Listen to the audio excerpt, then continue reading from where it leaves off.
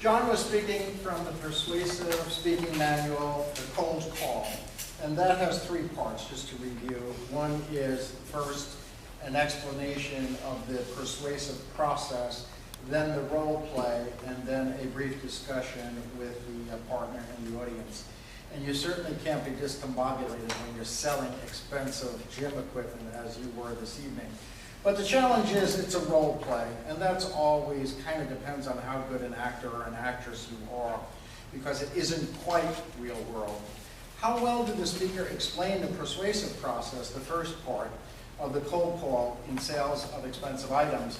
I thought this was your strongest part. You reviewed the sales process for those of us who might not have been here or might have forgotten, talked about qualifying the buyer, and I liked your counseling, relax, have credibility, and don't blow smoke. I like that really a lot. How effective were the speaker's questions in eliciting information from the buyer? I thought you could tell him a little bit more about your childhood before inquiring from him all about his family, and I would preface that maybe, may I ask you, I have a son, he's 14 years old, may I ask you?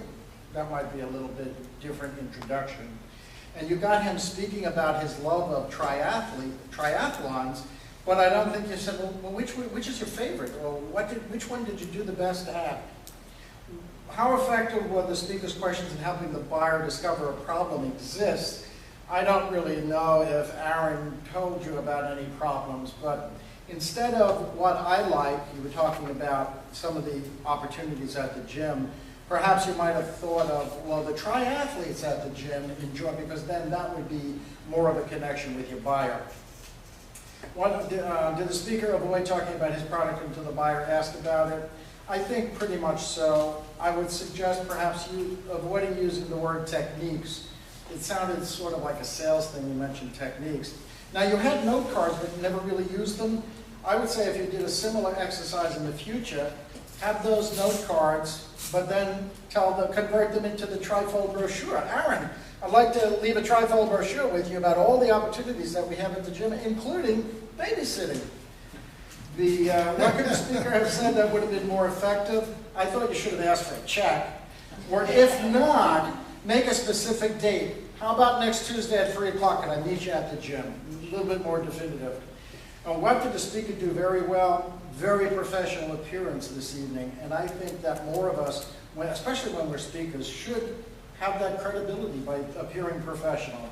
You talked about helping make the right decision, even if it maybe wasn't buying that expensive gym package. And I thought that really is cutting edge. And you also said, I'll work right with you, which I thought was a real great connection. One of the things you might try to avoid, it's a role play, so you don't really need to talk down to some of us in the audience, forget we're there.